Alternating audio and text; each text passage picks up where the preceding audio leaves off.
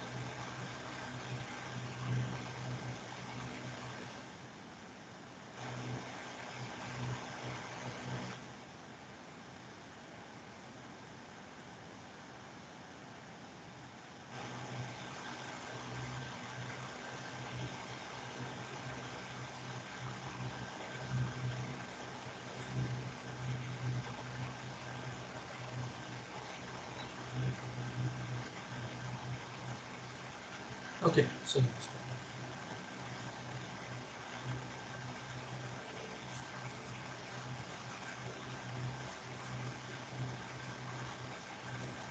So this is where we were last time. Last time we were looking at longest common subsequences of two sequences. Alright? And longest common subsequence is defined this way, right?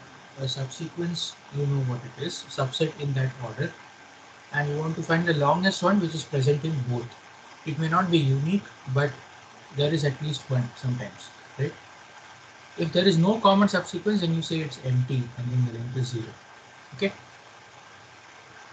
And then this is the result which we saw last time. So we are not going to prove this, but we are just going to try and understand what this is. Right? So if x1 to xm and y1 to yn. So by the way, can you hear my sound clearly? I'm using a different mic today. Can you hear my sound clearly?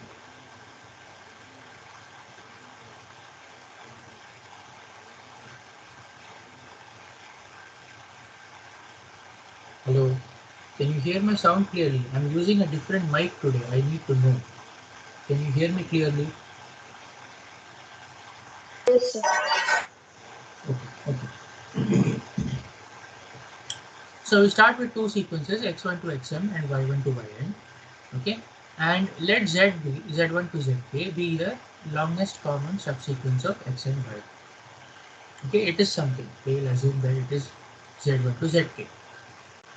Okay. Now, do you notice the first case? If the last term of x and the last term of y are equal, okay, then the last term of z must be equal to this. And once you drop the three elements, what remains should be a longest common subsequence of the remaining parts. Okay, the quickest way to see this is our example itself. You see, this was our example. X is this, Y is this. The last term is the same. And for both common subsequence that we have, longest subsequences, we have 7 to be the common. Last term must come. Okay, and if you drop this, what happens if you drop this? So if you drop this, let's say x prime is what remains. Dropping the last element, you get 2, 3, 4, 4, 5, 6. That's it, right? And you get y prime. I'm just giving it a name, y prime. You get it as 1, 5, 5, 3, 6. If you check the longest x prime and y prime are whatever remains after dropping these two. And 5, 6. You understand? So if the last element is the same, then you have to consider that in the longest subsequence. Okay, that's like a rule. And then how do you go to a smaller problem? You drop those two elements and then you go to a smaller problem. Okay, that is one case. The second case is when both are not equal. Xm not equal to yn. Right? When both are not equal, then you have to check whether zk is not equal to this or not equal to this. It cannot be equal to both. Okay, so let's look at another example. Okay, where these two are not equal. So this is example 1. Want to give me another example? Can you give me two sequences quickly? Anybody?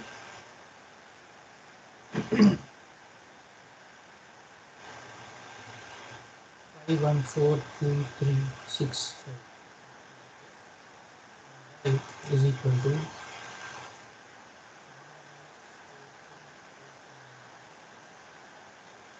the last terms are not equal. What is the longest subsequence of these? Can you tell me quickly? Longest common subsequence of x and y? There may be many. Can you just look at it and tell me?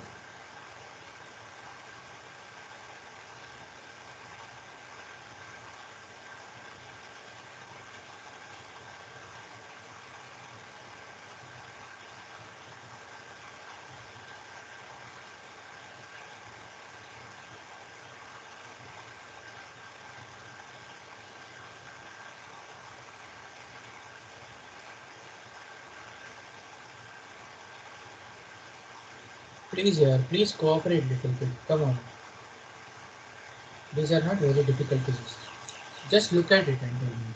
One common subsequence you can tell me. It's very easy.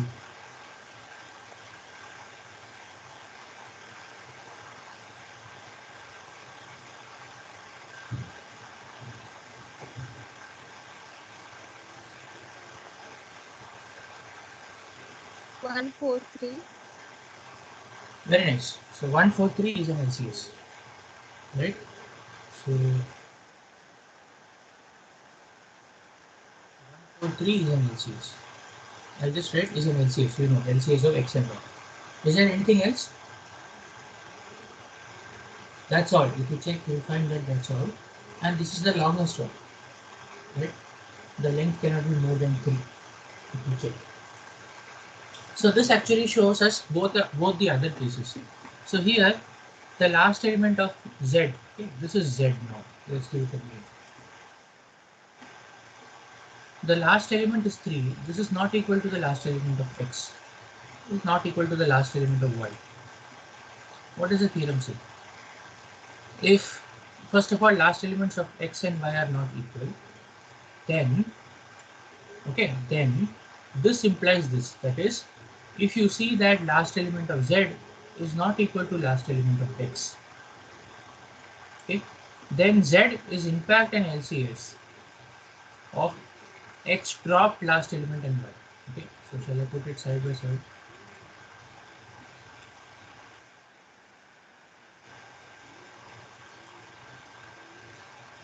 Okay, xm not equal to yn, xm not equal to yn. If zk is not equal to xm, okay, if zk is not equal to xm, what does it mean? It's a common subsequence, right? So zk must be a subsequence of x, but last element of zk is not equal to xm, which means this is only a subsequence of this much, because last element is anyways not the last element there. It cannot be present anywhere else because we are looking in order. So the meaning of saying zk not equal to xm, zk not equal to xm is to say that z is in fact a subsequence of only the first to second last elements. The last element is not included at all. Okay, and this is denoted as xm minus 1 because last element xm, you subtract that, whatever remains you call it capital X m minus 1. Okay, so zk is in fact, so z is in fact an LCS of this, forget the last element of this, and y. Why we have not put a condition yet. Further, if you note that, well, zk is not even equal to yn, this is also not equal to yn, then this whole sequence z is in fact a subsequence of this also. Even for y you can drop the last element. So z is now an LCS of just this much and x. But in this case both are true. So in fact in this case z is an LCS of both x sub n minus 1 and y sub n minus 1. You don't need to look at the last elements at all. You understand? That is the meaning of this condition. This condition is simply telling you that you can forget the last element and look at the remaining sequence. If the last element of Z does not match, then the last element of that original sequence need not be considered. It is not important. Okay, that is what this theorem is saying. Is that much clear to everybody? Yes, sir. Okay, so now let me quickly show you. So instead of spending too much time on this, I just wanted you to mainly understand this idea. Okay, how do you find an LCS? So do you see, in order to know the length of an LCS, you can go inductively. You understand? Because we are looking at smaller and smaller subsequences. Okay, so this actually follows this recurrence. Just Cij. Okay, so what is Cij now? So let me just explain here now. So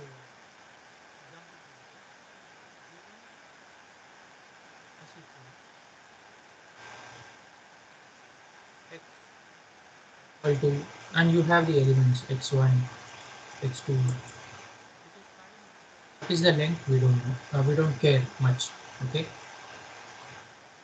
I equal to y1, y2, dot. Let x sub I, capital X sub I, equal to the first I elements x1 to y sub j equal to the first j elements of y1 to yj. You understand? That's what we are doing here.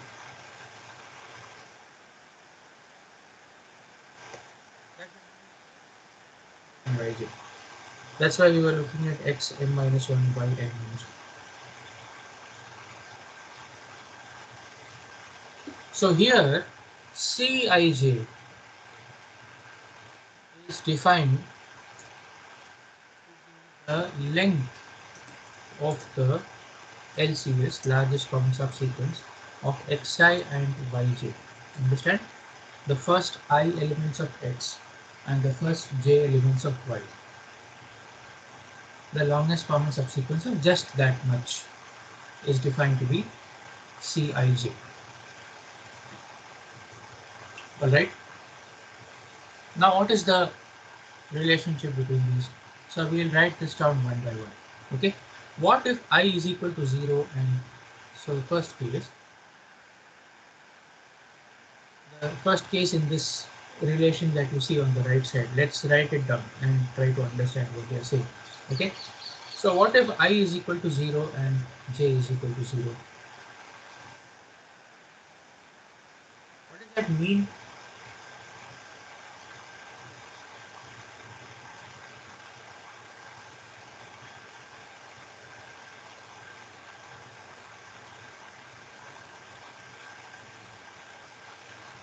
You already know definition of xi and yj, capital Xi and capital Yj. So what does it mean to say I equal to 0 and j equal to 0?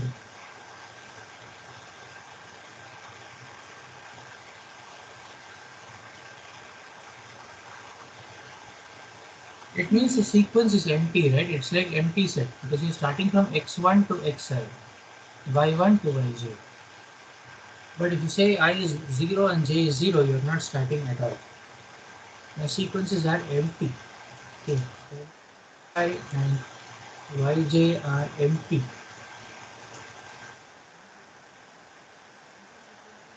You know what it is? Nothing different. Empty sequence is just an empty set. It's not different at all. Okay. Empty sequence is just an empty set.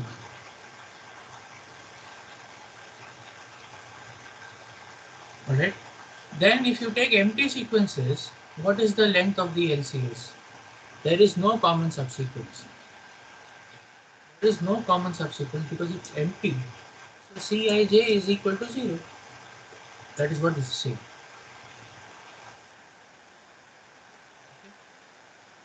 That is the first case.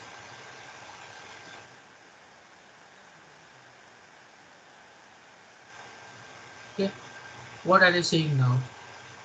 Now they're saying, okay, so now let's take I equal to 0 and I equal to 0 or j equal to 0.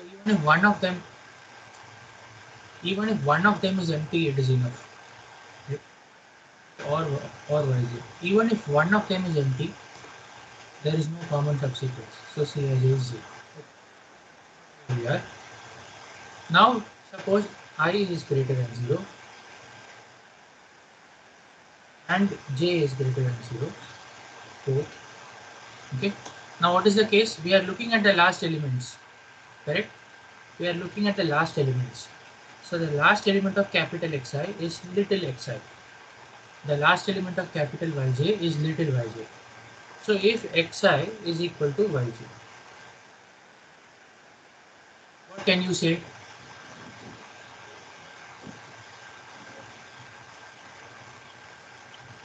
If Xi, now look at this, if Xi equal to little yj. Okay, so let me write down here itself. Let Zij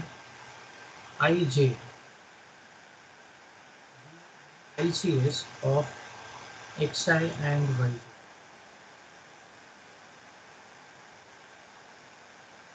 Okay, let me not call it Zij, let me call it Zk. Zk. There are k elements there. Okay, so Z1. Now notice this. From the theorem, if Xi is equal to Yj, then the last element of the common sequence Zk must be equal to Yj and Xi. And what remains up to this point, must be the longest common subsequence of this part and this part. Sorry, of this part and this part. Right? So what is the length of this? It is the length of this part except the last element plus 1. Okay, but this is the LCS of the first I minus 1 parts of Xi and j minus 1 parts of Yj, right? So it's therefore Cij is equal to C. Looking at the I minus 1 parts of Xi and j minus 1 parts of Yj, whatever is the largest length of the subsequence there, plus that common element 1. That's one more addition to the length, right? The last element. Therefore, this length is Cij is Ci minus 1 comma j minus 1 plus 1. That is the meaning.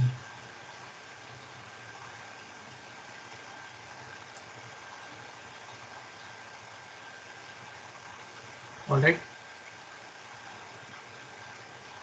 What else now? Third case is if I is greater than 0 and j is greater than 0 and xi is not equal to ij.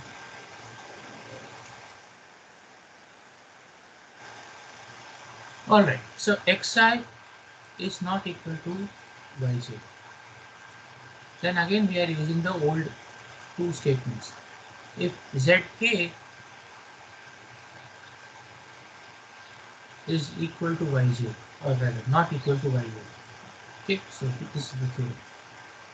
If zk is not equal to xm, then you drop the first element of x, last element of x. Zk is not equal to yn, drop the last element of y. Okay. Alright, so if zk here is not equal to this xi, zk is not equal to xi, then you are then this z is a subsequence LCS of the first I minus 1 parts of xi and everything from y. Okay, up to j. Similarly, zk is not equal to yz, then this z is a subsequence of everything up to j minus 1 in y and everything in x. Alright, therefore Cij, if you are considering zk not equal to xi, then you are looking at I minus 1 up to I minus 1 length in x, so I minus 1, but everything in y. Okay. The other option is you consider everything up to j minus 1 in y, but full length in x, so I comma j minus 1. What is the relationship between the two? It is either this or this. It is the largest length, so it's the maximum.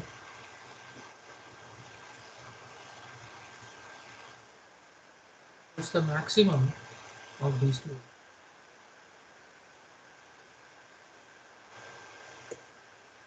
Is that okay? That is what Yes, sir. this substructure theorem is saying. That is what you have got. Okay, so we have this much. So now can you write down this algorithm on your own? So I have two choices.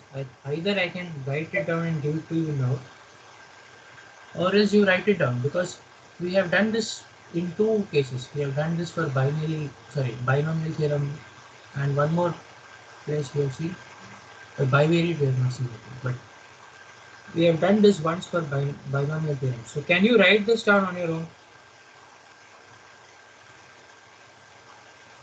The algorithm now.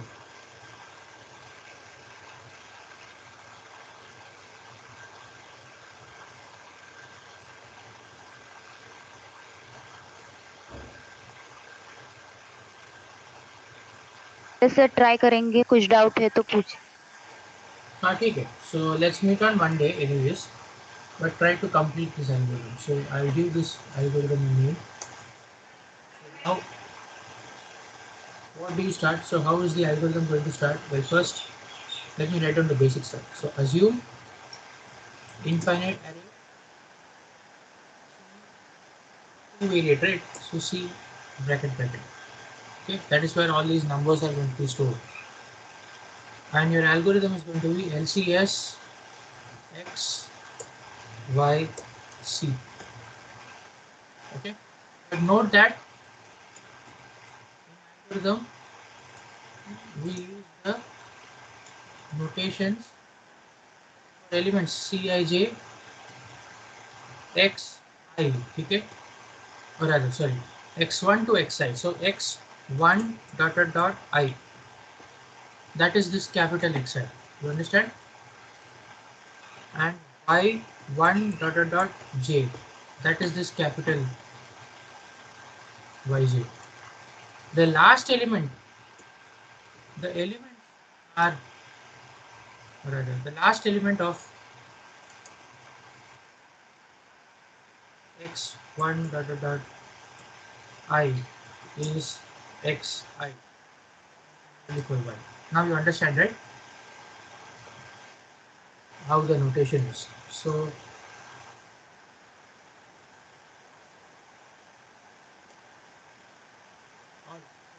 you have to fill now. Okay, so I'll stop here now. Let's make our Monday. Okay, bye. Thank you, sir.